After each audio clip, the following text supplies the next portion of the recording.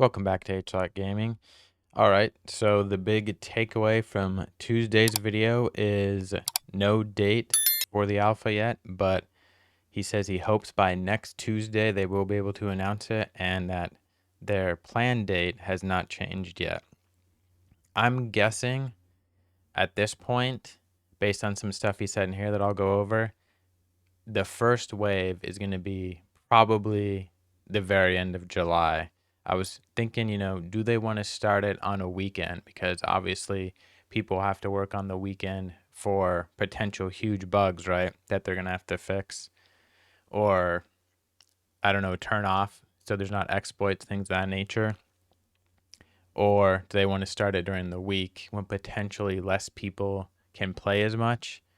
So I'm guessing maybe around July 28th. They are going to probably start, I think, during the week to kind of ease them into that first big weekend. So that's my guess so far. So the end of the beta waves will probably be at the end of August. Us as content creators aren't getting in early. He did say that they're going to essentially lock out all small bugs that they're aware of, so they won't be working on it as of 6/26. And then Friday is a content lock. So basically nothing new can be added to the alpha. Not that things can't be corrected or changed, but no new features or anything like that. It'll be what it is. As far as how it's working so far, he did say he pretty much tries it on everything: Android, iOS, PC, and Mac. And he says PC is great, but I don't know if he just means Mac as well or Windows. He didn't really specify. Android, he said, is good, but inconsistent. And iOS is the furthest behind. And he said that has to do with, specifically in this case, the memory requirements for Apple devices. Not surprising.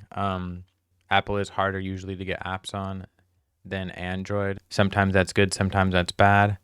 I will say I'm going to do a bit of a butt kissing here of Fateless. I have backed quite a few Kickstarters over the years, mostly PC games, but some mobile games as well. And you can probably think of a large amount of mobile games as well where the Android version comes out way before the iOS version. They don't even talk about the iOS version. And the fact that they're aware of getting it on iOS is, a bit more difficult really shows how together a new company is compared to some other games you might have seen.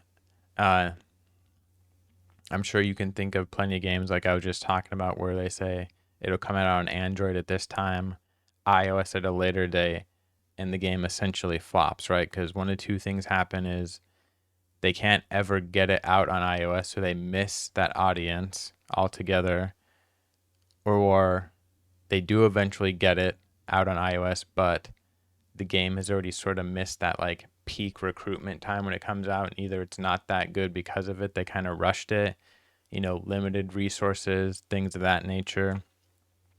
So again, it does seem like Fateless has things pretty well planned out. So I'm very hopeful that the game will last for quite a while because of that. I've been sort of tempering my expectations up until now because you just never know. But with him giving us those little details, it really shows that this team is, greater than the sum of its parts, which is a great thing to be happening for them and for us as the consumer. But anyways, on to the few things we did see in this video. So I think this is the first time we've seen Guinevere animated at all, and her weapon. It looks pretty cool, but like you can see there, the clipping, that's the small bug he gave an example of. So stuff like that, it's not that they don't care, but this is an alpha, not a beta. So they're aware of it, but they will fix that later. That is not the big stuff they're testing in the alpha. I just wanted to show two up here. If you can see my mouse in the upper left, it looks like these two weapons have imprints on them, and that's what we've seen before. So it looks like that hasn't changed. And again, here we kind of get an idea of some of the imprinting, with raw, or this is an aspect of raw getting imprinted on whatever this like kind of staff axe thing is. Gain 25 divinity when placing blaze debuff.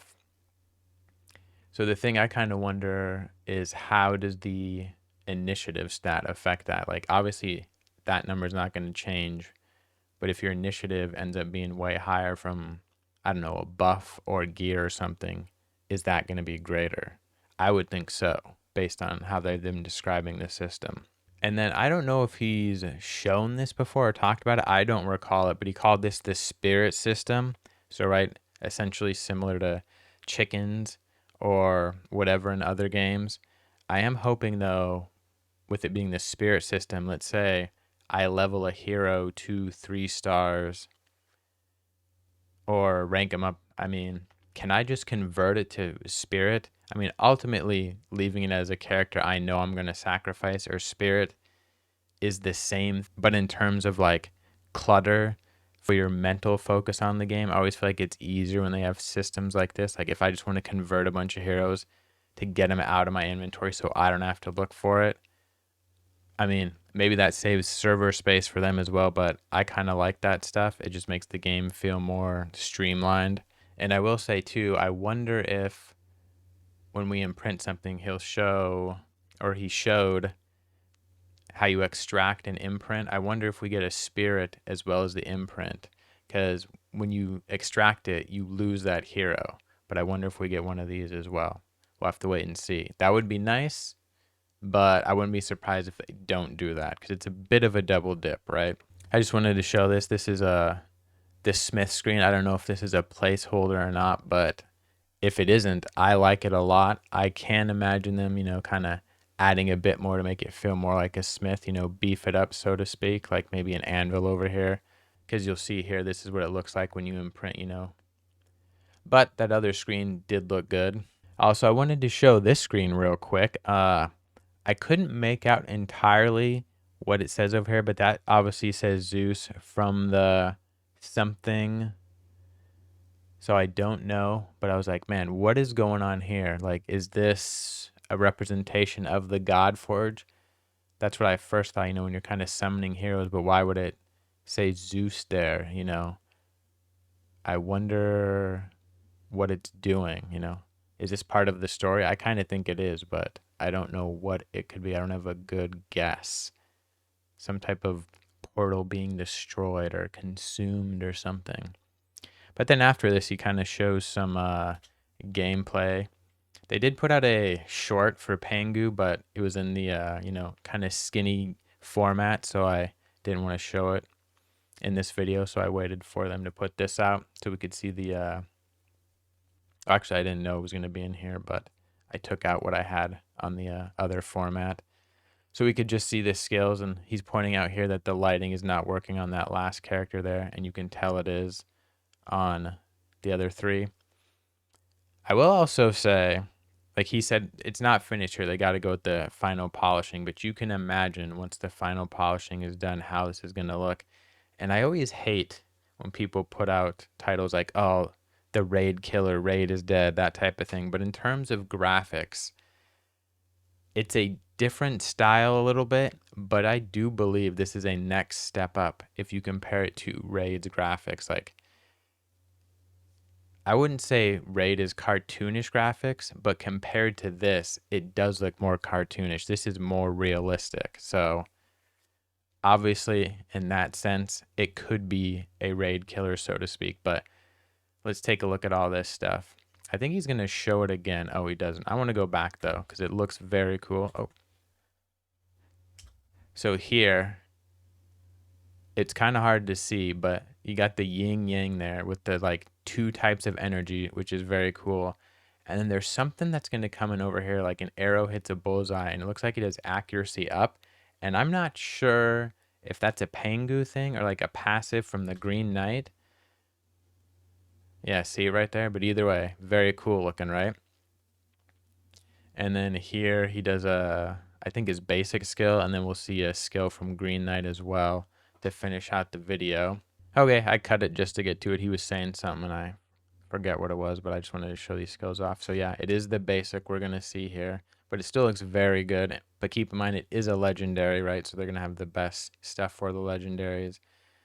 And then here we see, okay, so not the basic, the core. But that was very cool, right? The big sword going down. And then let's go back. You see like swords cross above him too. See that? The little like bing. I don't know what that is, if he's like buffing when he does the skill. Either way, very cool. That's it for this week. Not too long. Come back next week. I'll be able to tell you hopefully when the alpha is going to happen if you missed it from Simon's video on Tuesday. And this has been HLock. Bye.